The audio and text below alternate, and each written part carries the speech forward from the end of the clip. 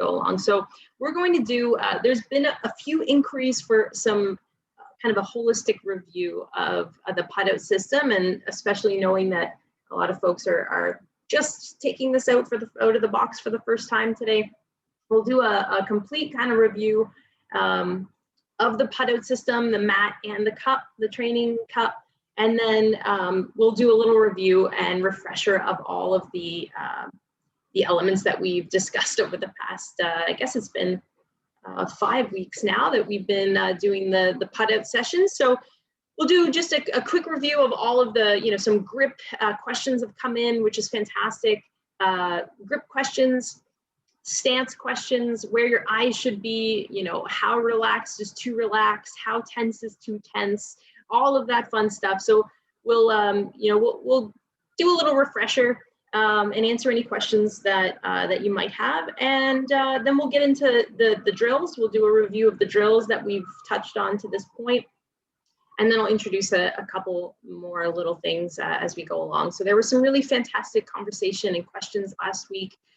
We started to introduce the idea of break, and we looked at a couple of holes at ladies, specifically 7, the treachery of 7, and the nuance of hole 9, with the 2 tiers and how to navigate that. We'll take a look at another hole today, and I'll introduce another concept to do with sort of just picking up on some little bits of information, let's say, that you can acquire as you play. And as I've said before, you have the luxury of playing the same course over and over. So we should have a fairly good understanding and in-depth understanding of how each of the greens, where the break will go. You'll see different, hole locations and types of putts from different spots. So you should be able to, have an idea of where the little catchment areas are, where the, the slopes and the nuances are. So that is what we're going to be discussing today. It seemed like only a few things when I was jotting it down, but as I say it out loud, it sounds like we better get straight into the meat of the matter. So first, a quick little intro of the actual putting cup. So if you've just taken the putting cup out of the box, okay, it's going to be very portable. So it just flips. And I always say, like, if you have just got one for the first time, like give it a couple goes, like just get it worked in a little bit so that it's just a lot easier to flip open. Another recommendation, and I've mentioned this a few times about the state of the golf course that we're going to be inheriting in the spring, with maybe not holes again on the practice putting green, perhaps no holes available to us. Stick this little mat. This is not just an indoor training aid. You can, I saw Jordan Spieth at the Waste Management. He was using a couple of different drills. And I think a few of them were playing around with one of these little PuttOUT cups. So, throw it in your golf bag and take it with you. It weighs, next to nothing, and you can throw it down on the practice putting green before a round. And it's just a really great way, to hone in your skills, or maybe frustrate your, get your competitive juices flowing before you tee off. But it's just it's a great little way. So the other element here is that you'll see that there's a small little hole in the back of the cup. The hole, this is the micro hole, and you'll see that tiny little piece at the back just pops up. So it has 2 functions. It can either fill the hole, and this is smooth, so as the ball goes up, it'll simply come back down, or you can leave this micro hole exposed, and you can have it laying down, and now as the ball comes up, it should get stuck and caught in that hole. Okay, if that's what you're going for in whatever drill you're working on. So should get stuck there. So that's a couple of different ways. This is the size or the circumference of a normal or regulation hole on the golf course. So again, when we're talking about, hitting the micro hole, yeah, that's great. That means that you've aligned perfect alignment and speed. But of course, as long as you're hitting this hole, and it doesn't have an exorbitant amount of speed, you're not ramping the ball off of it. It will definitely work. I'm having noticed a question. How do you take the colored part off? Like the actual cup. Is that the question? Like the actual cup? I'm not sure that. I'm sure you can figure out a way to take the entire thing apart. I'm not sure that I would recommend it. I would kind of just keep it in in this one piece, like so. But I'm sure if you needed to clean it or something of that nature, you could remove the actual rubber cup.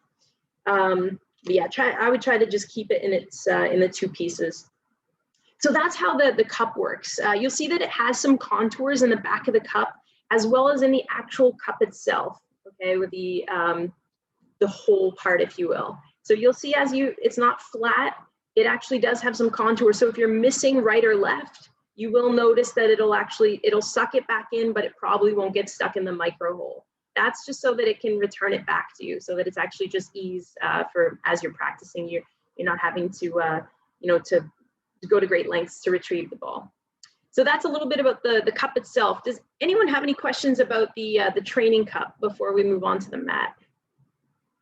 All right, fantastic. It's very user friendly, easy to use. I'm just going to tilt my screen down. But if you have any questions in the meantime, as always, I want to welcome everyone to just send a note in between sessions. So I've got the mat down on the ground here, and I'll just sort of outline a couple of different elements. You'll see I've got a couple of the ball that I had designed, which I'll go over in a moment. But I'll outline the actual mat itself. So each of the distances, they're 1 foot increments, and you can see that it's marked with these little hash marks. They're along the outside on both sides, as well as straight down the middle, okay? And then we've got the actual location down at the end of the mat where the actual PuttOUT aid will go, or the trainer will go. So you'll set it down right here. And you can see sort of just a couple of little marks. If you want to have this trainer gone and you want to use sort of this end zone, this is great for just distance control. You can remove the trainer. I would put something as a backstop and then just have the ball catch into this little area. So that's one way you can use this mat.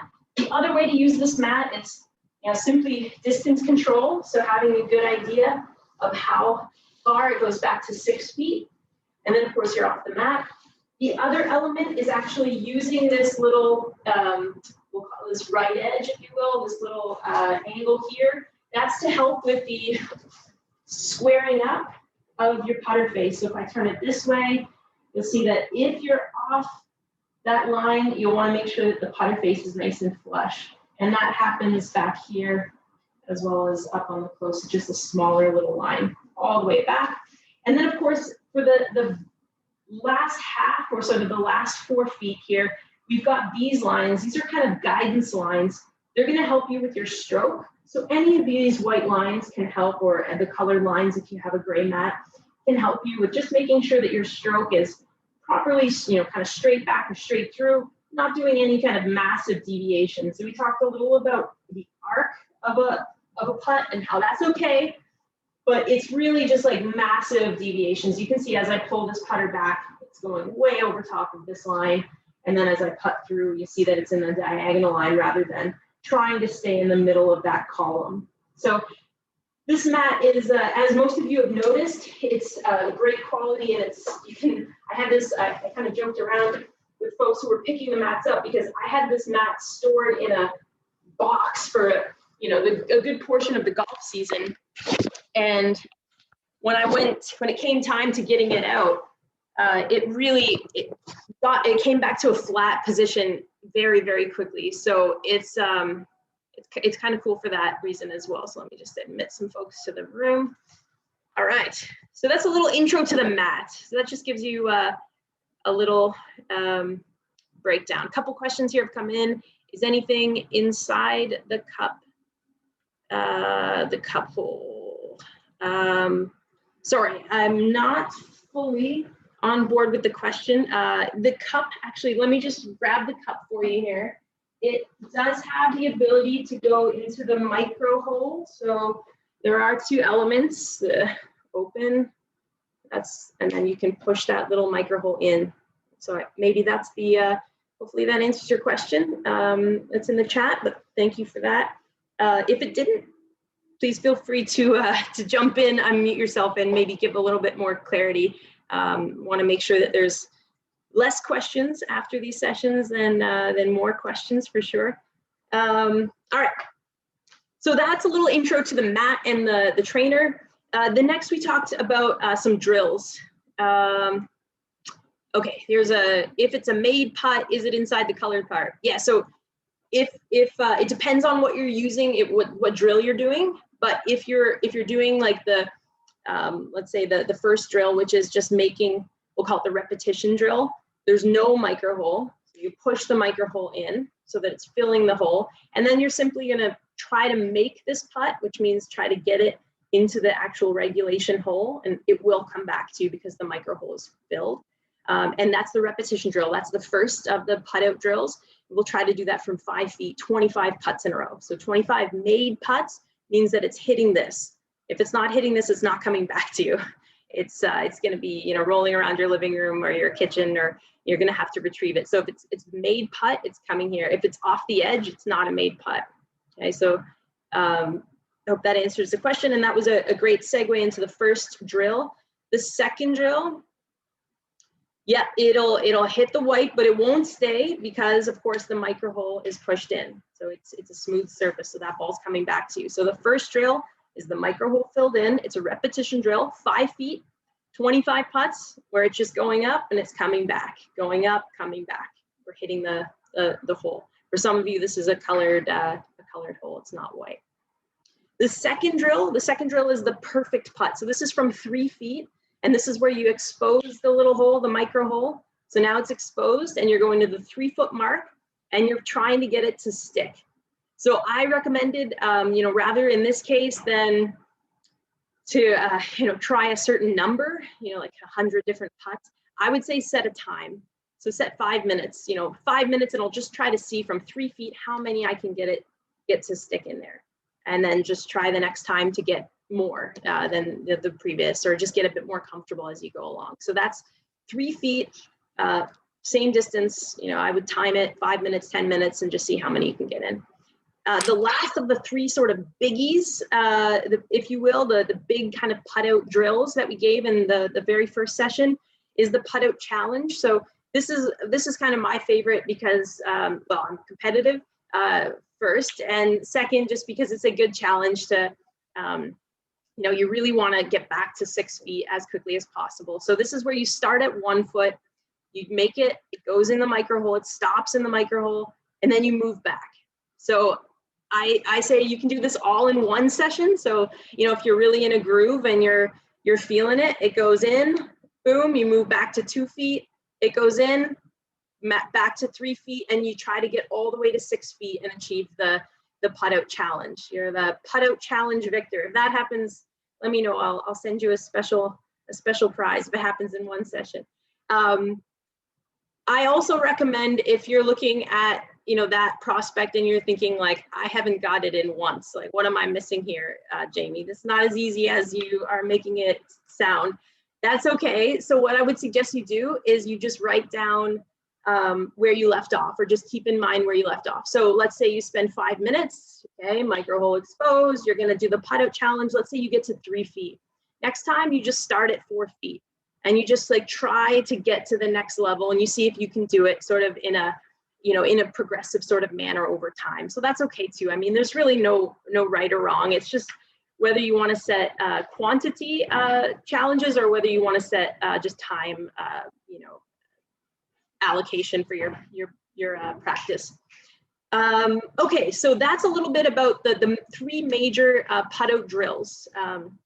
For those of you who still have the mat, those are actually located on the side of there's like a little insert. So if you're ever wondering, you can find those on the actual mat if you did save the information that's on the putt out mat as well. And of course, I would always recommend, if you're keen to do a little in-between sort of research, check out the PuttOUT social media sites. They're really cool. There's some pretty incredible, people out there that are doing trick shots and like creating mini putt like scenarios, and it's pretty cool. All right, moving on. Let's talk a little bit about just some fundamentals, the basics of the stance, the grip, etc. So I'm going to stand up here. I'm going to angle the camera. try to distract my cat. All right. So let's talk just a little bit about the grip, the stance, the setup. I have had a few questions coming in. If you did watch the waste management on the weekend, it was pretty cool because Jordan Spieth, who we discussed in past putting sessions for the way that he looks at the cup, he actually was doing what I had recommended and what I typically do in my own game, which is I hold the putter what we call cross-handed. So in my case, it's a left-hand low situation because I'm a right-handed golfer. Okay, so this is my right hand and this is my left hand. So normally, you know, we'd be like this. This is a traditional grip. But in this case, and as does Jordan Spieth, we just flip it and we make it the left hand low. So a few folks have asked some questions about, you know, where the arms are. You're going to feel a little bit more hinge in your trail arm, whereas normally that's a little bit more extended. So when you switch those hands, you are going to notice that you get a little bit more hinge in the trail arm or the right arm, and that's okay. You know, the best putting grip for you is the one that works, to be honest.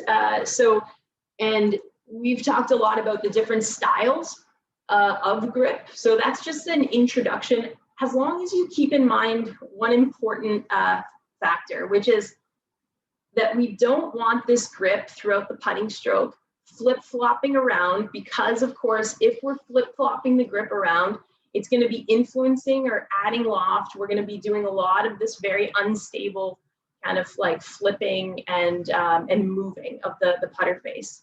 So again, as long as we've got it sort of nice and stable and it's moving as a unit together, tied to the body, as opposed to just the arms kind of moving around or the hands, you know, flipping around, I think you'll find a lot more success. So again, it's you know, I'm not necessarily suggesting that the cross-handed grip is the one for you, but the best grip for you is the one where there's the least amount of movement, there's not any flipping around of the putter head, and it's of course the one that you make more putts with. So, and that comes down to just simply confidence. So if there's a putting grip that works for you and it's like into the fingers and doesn't go at all in line with what I'm saying, but you look at a putt from any distance and you make it, stick with it. Don't disregard all of what I'm saying, because you know, you can if you're making putts, then you're doing great, doing better than most. So that's just a little bit about the putting grip. I already alluded to the technique in terms of the arms in relationship to the body, but I just want to go over that again. The eye should be over top of the ball. So eyes over top of the ball, and that should give you enough room to let your arms like hang in quite a relaxed and effortless manner. So I have mentioned, you know, I would try to avoid any of this. This is like, you know, into the elbow, and I would also avoid, you know, really trying to like squeeze the arms together, because that's creating tension. So we want to make sure, I almost try to feel it like as if I'm, you know, kind of holding, let's say a phone between my forearms, or a small squishy ball between my forearms, and I'm going to feel like my elbows are attached to my body, and then I'm going to rock my shoulders back and forth. The one thing we did talk a little bit about, I'll just angle up here so you can see, is that as I'm doing the putting stroke, you'll notice that my shoulders are not necessarily opening. They're not moving in a rotational way. So you'll often hear, if you've worked with me, or if you've been in any sessions where we've discussed full swing, you know, we get the sticks up to the shoulders and we're talking about rotation. In the case of putting, we don't want this rotation element. We actually want it to be more of an up and down kind of a movement.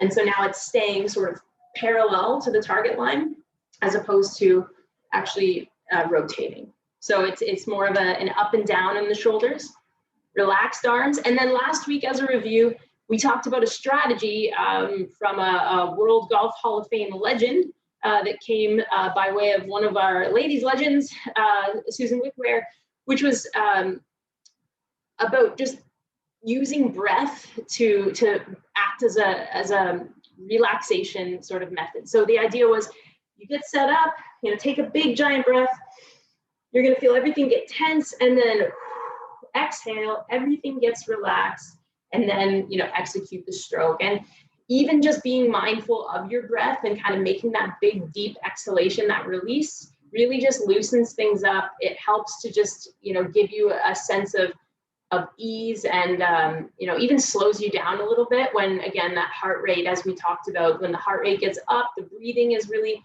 quick and shallow, and then motions tend to get, you know, grip tends to get tight, motions tend to get like fast and kind of jabby, as opposed to like, you know, fluid and with easy and with nice tempo, you know, that kind of just that nice melodic kind of movement. So that's thank you for that again, Susan. That was awesome, and a really great reminder of how, you know, the power of breath, and the even just being aware of how that contributes to, you know, to managing our emotions on the golf course, and managing our tension on the golf course. So definitely a great reminder, and that was from last week as well. So we did also discuss some sensory drills. So the sensory drills were essentially removing certain elements. So in one case, we were putting with the eyes closed.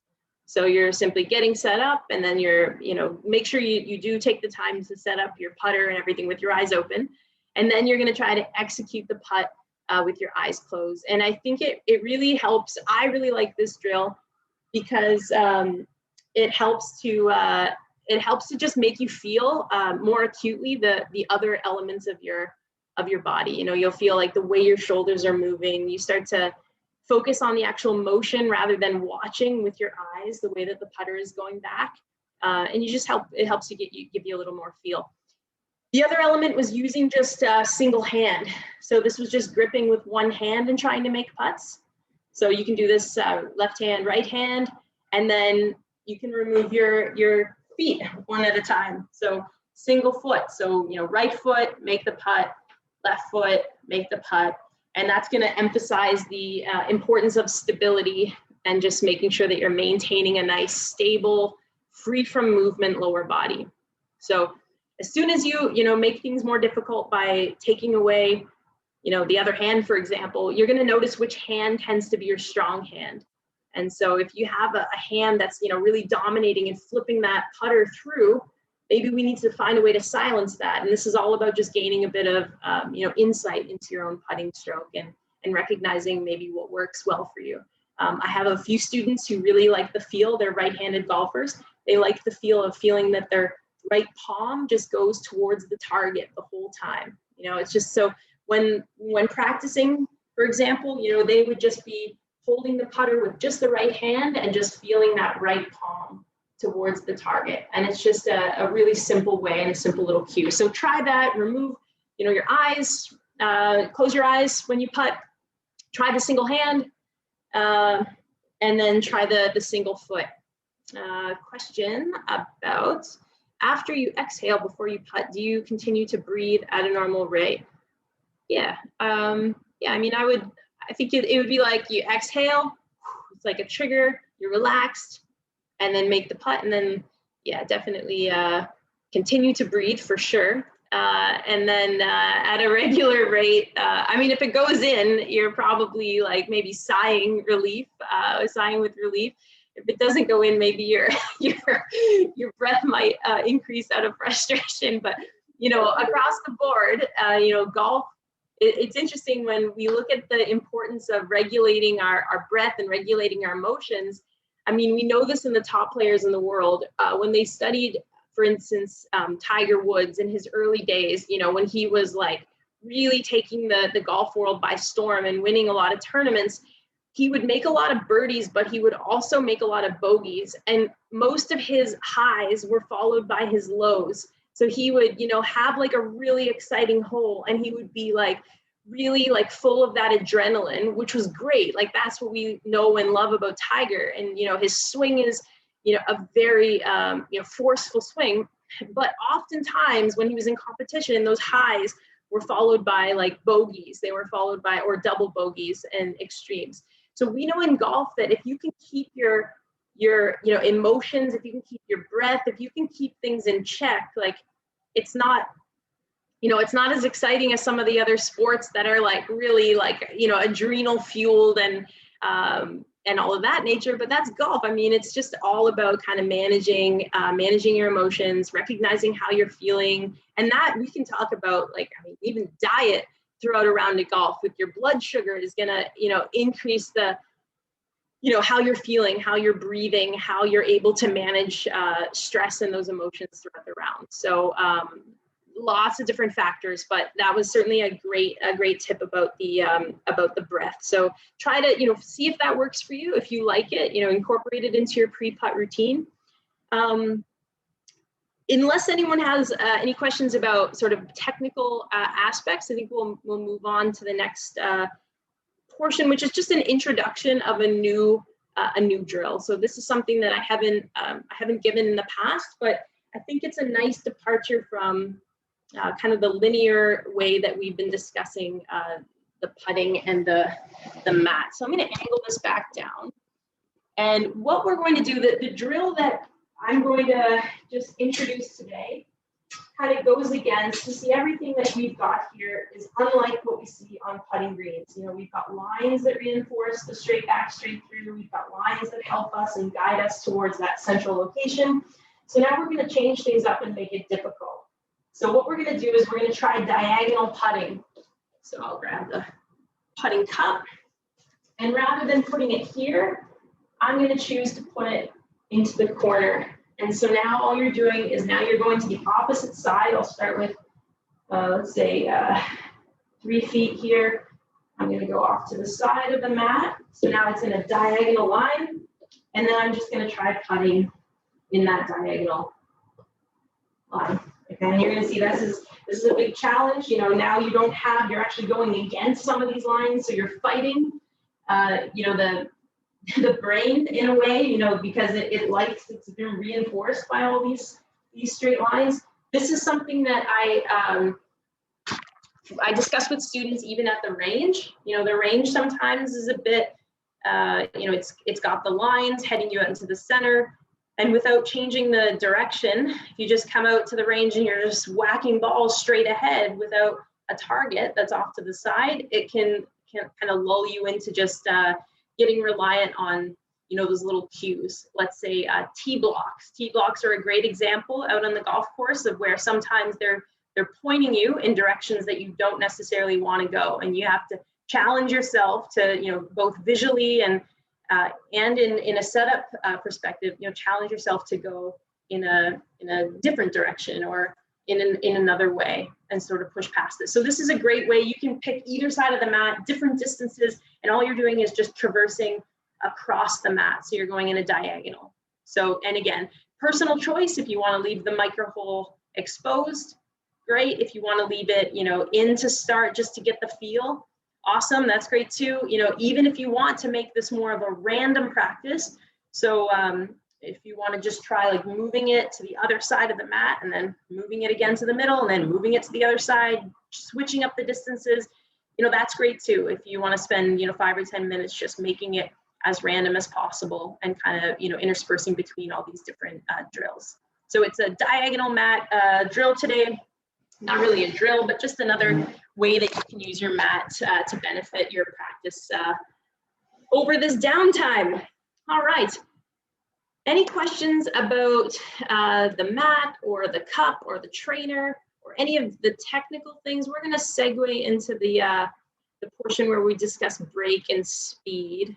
So I'll give you a second here. No, all right, fantastic. So let's talk a little bit about break.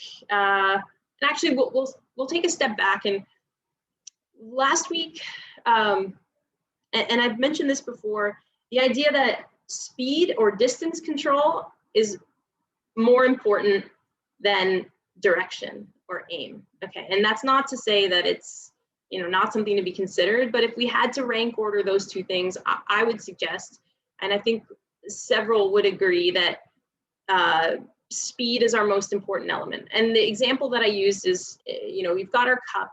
If you're not on in terms of aim, but you have perfect distance control, and you are 2 feet away off to the right or 2 feet left, that's a massive spread. for a putt to be off, but you still have a 2-foot putt because the hole is circular. So as long as you're controlling that distance, you're going to be able to find yourself in a much better position as you go along for reducing the number of putts.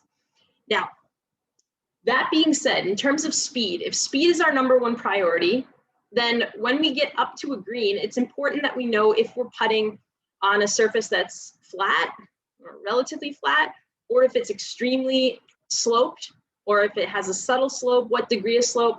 And I find that as I was sort of writing out today's kind of overview, it dawned on me that I've given a lot of drills for finding break, or tools for finding break, strategies, if you will, to read greens by adding a lot of components.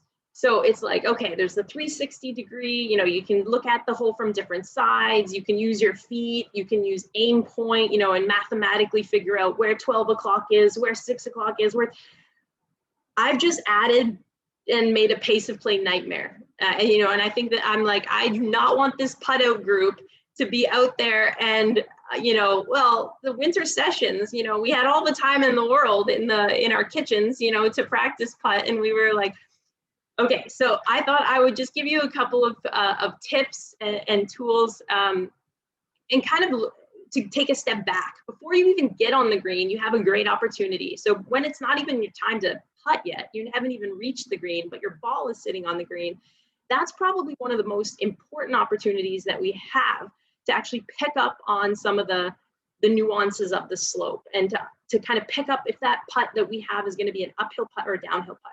Now, oftentimes we, hit our approach shots, we're on the green, yay, and then we walk and then we start gabbing and we're chatting with our friends and we're taking our clubs over to the side of the green, and then we miss an opportunity to actually pick up on this sort of this macro, information gathering session. So I like to use the example of, I compare this to an impressionist painting.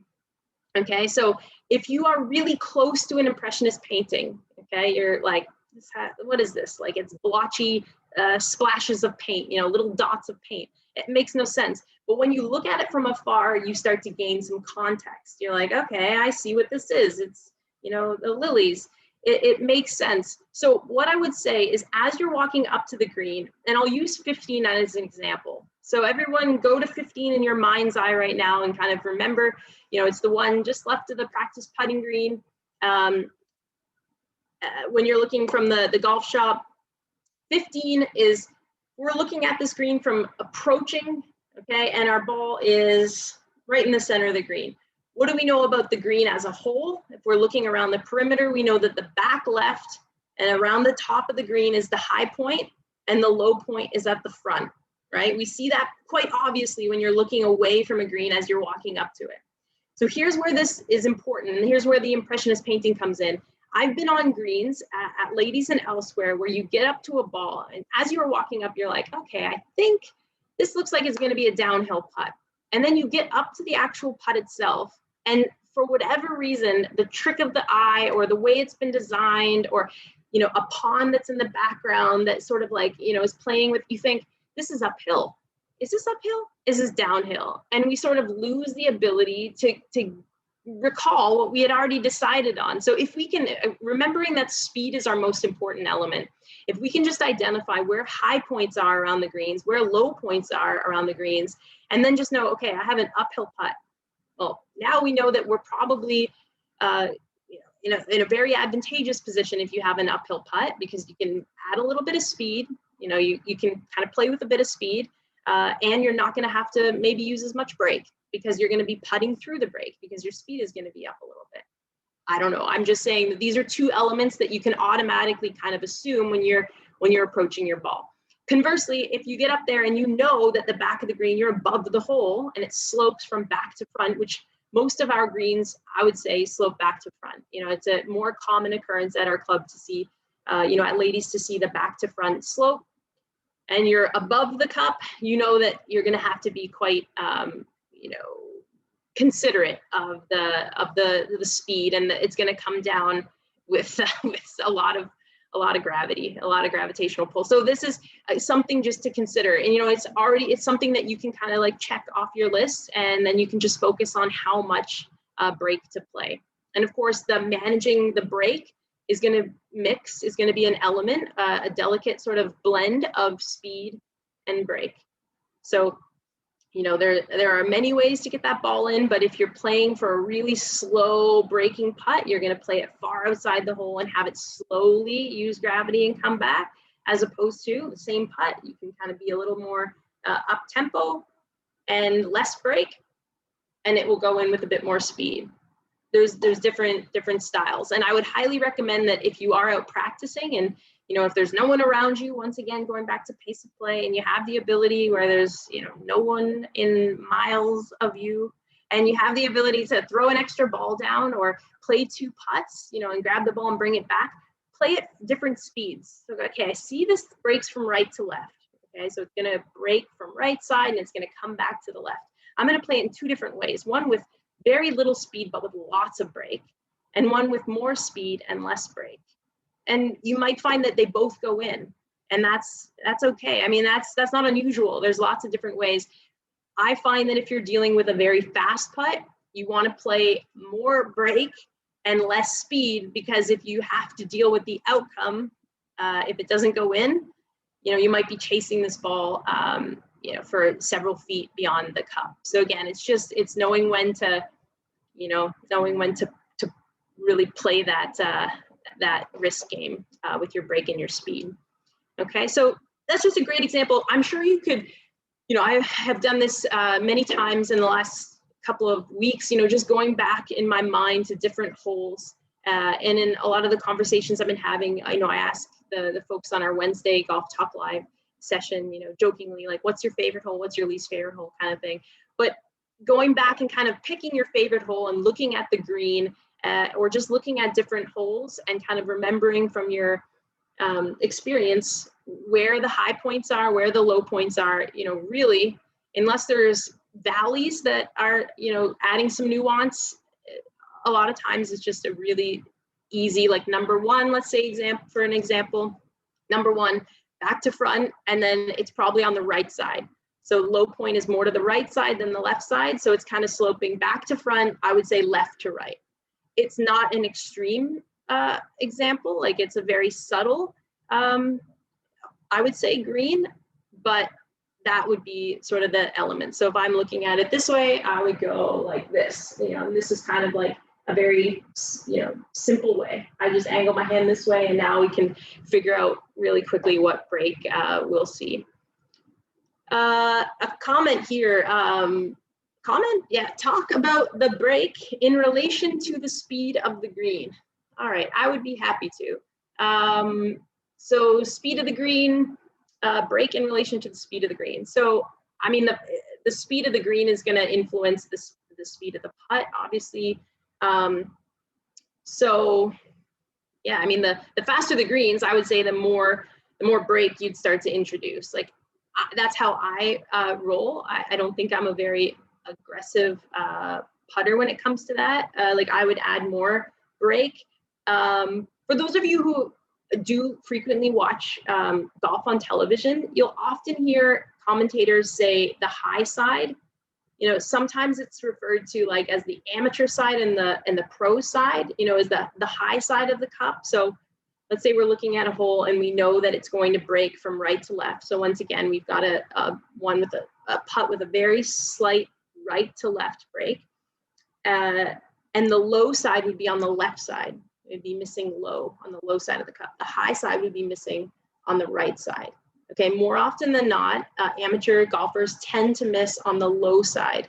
They don't play as much break as they should. And in that, and I think this relates back to Margaret's comment there, is about the speed. And we have, you know, the good fortune, I mean, at Ladies, the speeds are quite consistent, you know, across the greens. There's times where there's, you know, greens that are maybe a couple off in terms of the stimp from green to green, but for the most part, I put them probably like between 9 and 11 most, you know, in the heat of the summer, without effects like, aeration or dew or other like factors that are temporary. I'd say for the most part, 10 is kind of where 9 or 10 is kind of where I would put the greens. So in that case, they're, I would say, better than most in terms of green speed. And maybe we want to start playing a little more break and being a little bit more like gentle with the speed. So more break, maybe down speed, use gravity. I know I saw another question. I hope that answers your, I hope I spoke to that element enough. Just let me know, Margaret, if I didn't and you want me to elaborate on anything. Susan had a great question. Do you pick the high point of a severely breaking putt as your target? Yeah, so I will definitely pick like an apex of where I want that ball to start basically coming down, if you will. So, and that's going to be different depending on the speed. So, for example, the best example of this is when on hole number 7, there's a bunch of goofballs that sometimes I'll play with, one of which I'll just fully throw under the bus right now, Patty.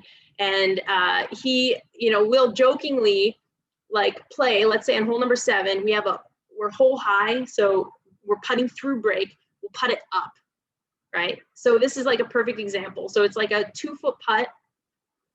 It's right through the break. We know it's going to be going again on this, I'm on the right side of the hole, and it's going to be going from right to left. So I've got to go up speed. It's a short putt. Instead of doing that, I'm going to go straight up. So I'm just going to putt it up the slope. So this is a great example where I'm just going to treat this like a big giant triangle. So it's kind of like that. You just elongate the longer the putt is. So the longer the putt, the more you'd hit it up and then have it come down.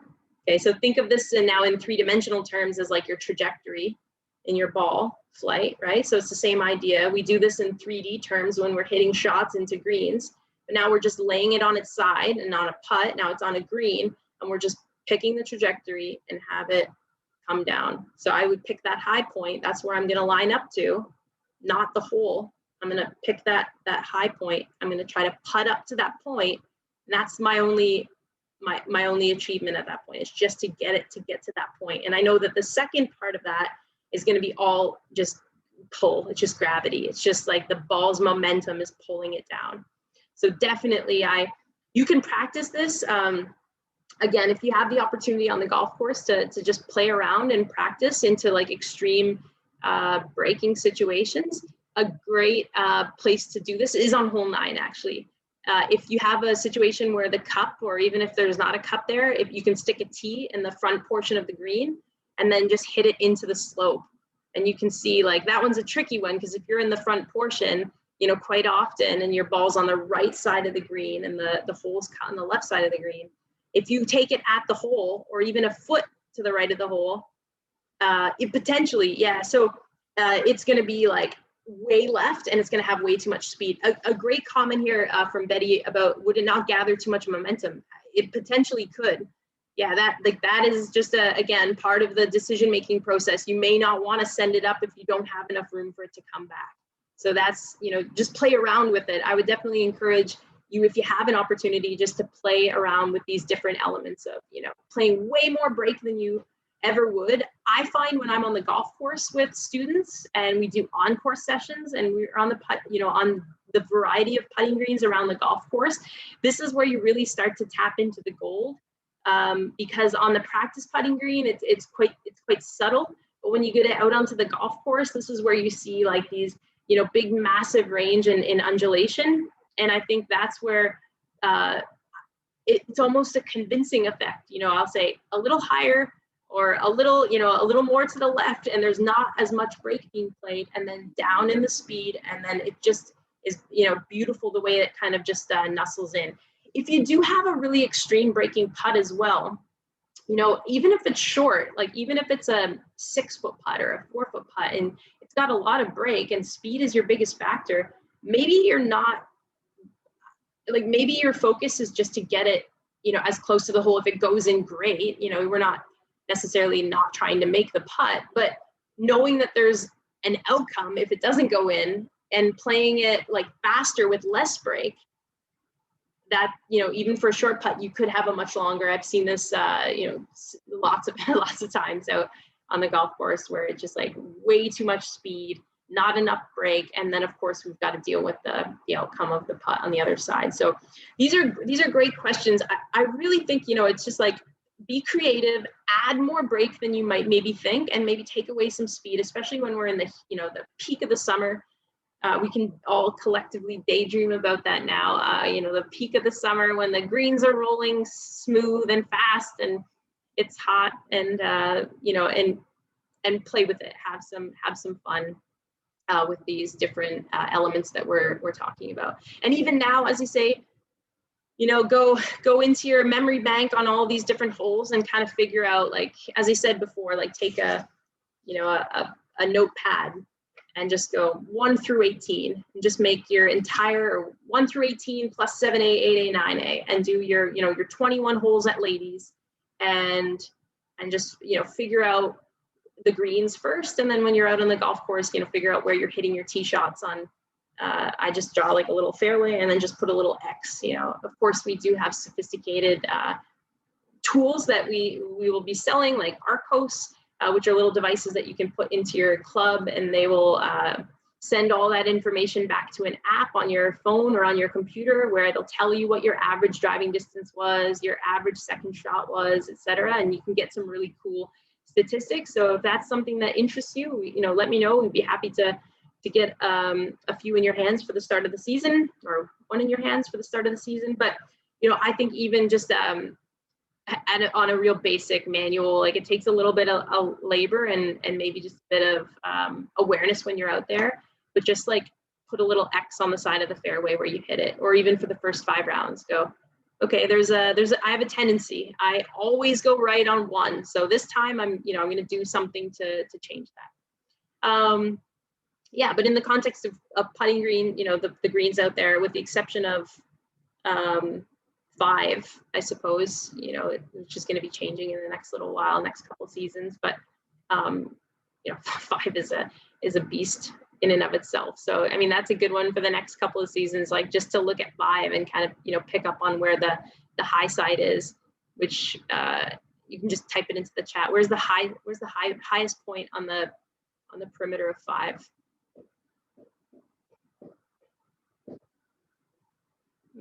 You can unmute yourself. I'm not going to give this one away. You should all know. Yeah, back left. Awesome. And then, like, you know, front right for sure. That like really like treacherous area that like nothing stays in that basically any of the front. But yeah, definitely, you know, back left, and even like looking at the sides of the greens is really cool to kind of see, like, is it a saddle situation? So are the sides equal with one another, and like there's a, you know, a little hollow in the middle, or, you know, is it more like this? We don't have a lot of these like turtle backs, but you can get these at like other courses where it's, you know, almost like this way, where the sides are lower and the middle is just picking up on all of these little elements. You know, is there 2 tiers? Is the back much higher? Does it go down and then have a second area? Just all these little pieces that you can, you know, tools that you can use as you're walking up to the green to help yourself just get the information before it's your turn to putt, and kind of have a better idea, in this case, specifically about speed. You know, break is, there's so many different components to sort of like how you get your break. A lot of it is, you know, as we all know, is acquiring the experience and kind of getting a feel for it. But it's, there's lots of different strategies that will help you, but this is specifically with regards to speed, I would say. You know, just knowing if you've got an uphill putt or downhill putt, and then not getting tricked when you're, you know, standing in front of the Monet and you're like, oh shoot, I should have looked at the green when I was walking up. I was too busy thinking about my lunch, or, you know, all the shots I hit into it. Comments about number 11. Number 11, with the big with the big hump on the left side. I mean, I love a back right pin, I can tell you that, knowing the slope of 11. So again, like, knowing if you can figure out the greens for putting, the purposes of putting, you can probably help yourself out a little bit when you're chipping or hitting your approach shots, because we know that everything is gonna feed to the right side. Right, so everything that you hit into that green is going to feed right, unless it gets up to that tiny little portion in the back left corner. everything else is going to feed off of that like hump, and it's going to go to the back of the green and right. So yeah, absolutely. The comment, a really good comment that just came into the chat was learning from others as they putt, which is, you know, definitely good for break.